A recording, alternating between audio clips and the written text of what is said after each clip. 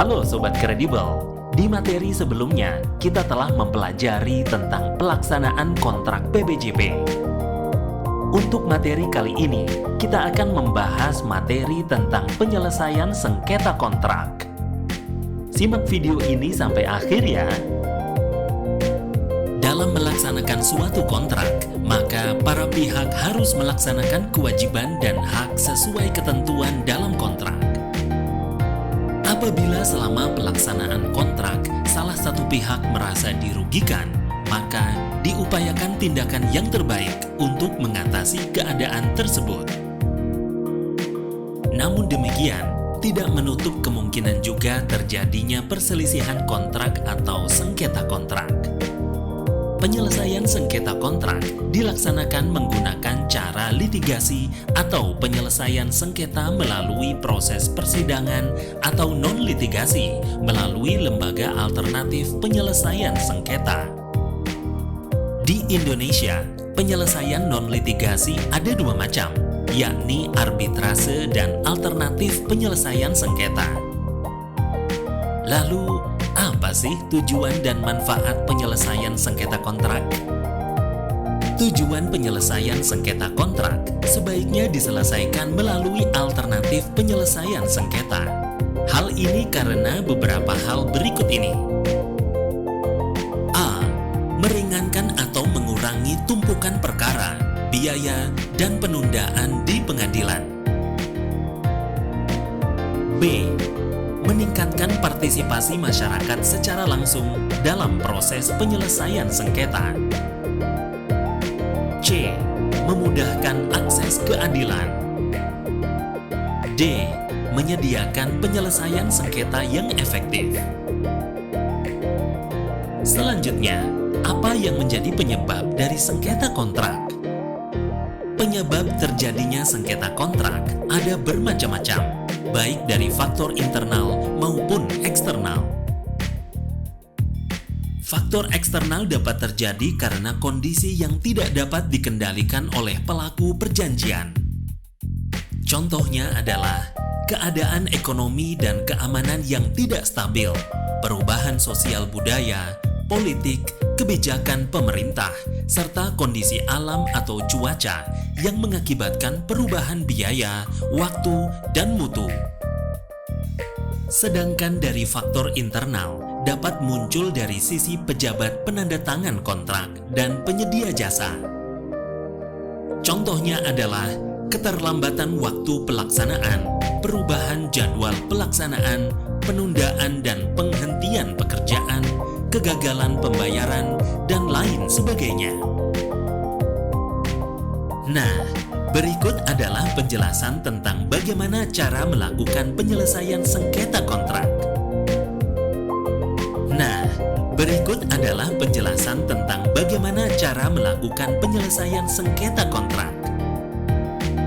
Yang pertama adalah penyelesaian sengketa kontrak dengan cara non-litigasi, dan yang kedua, penyelesaian sengketa kontrak secara litigasi. Penanganan permasalahan pelaksanaan kontrak melalui jalur non-litigasi dapat berupa bantuan konsultasi, mediasi, rekonsiliasi, Dewan Sengketa Konstruksi, Lembaga Penyelesaian Sengketa LKPP, dan arbitrase. Arbitrase merupakan salah satu penyelesaian suatu sengketa perdata di luar peradilan umum. Secara umum, keunggulan arbitrase adalah sebagai berikut. Kerahasiaan permasalahan yang disengketakan dan para pihak yang sengketa dapat dirahasiakan. Lalu kelambatan akibat sistem administrasi dan prosedur dapat dihindari. Kemudian, biaya yang lebih murah karena proses yang lebih cepat. Melalui arbitrase, para pihak memilih arbiter yang menurut keyakinannya mempunyai pengetahuan dan pengalaman penyelesaian sengketa. Selanjutnya, para pihak dapat menentukan pilihan hukum untuk menyelesaikan masalahnya serta proses dan tempat penyelenggaraan arbitrase. Dan yang terakhir, Putusan arbitrase merupakan putusan yang mengikat para pihak dan dengan melalui tata cara atau prosedur sederhana saja ataupun langsung dapat dilaksanakan. Sedangkan kelemahan dari arbitrase adalah sebagai berikut. Arbitrase belum dikenal secara luas baik oleh masyarakat awam maupun masyarakat bisnis. Lalu biaya yang dianggap sangat mahal. Kemudian, lembaga arbitrase dan ADR tidak mempunyai daya paksa atau kewenangan melakukan eksekusi putusannya. Terkait putusan, putusannya tidak terikat dengan putusan arbitrase sebelumnya atau tidak mengenal legal precedents. Kemudian kurangnya kepatuhan para pihak terhadap hasil-hasil penyelesaian yang dicapai dalam arbitrase. Lalu, pemerintah belum secara otomatis mengakui putusan arbitrase bila putusan arbitrase membebani anggaran pemerintah. Kita masuk pada pembahasan tentang peradilan umum. Peradilan umum merupakan penyelesaian permasalahan pelaksanaan kontrak melalui pilihan litigasi. Proses penyelesaian sengketa melalui peradilan umum disebut sangat mahal biayanya karena memakan waktu yang cukup lama dan berbelit-belit. Keunggulan dari sistem ini adalah A. Ruang lingkup pemeriksaannya yang lebih luas. B.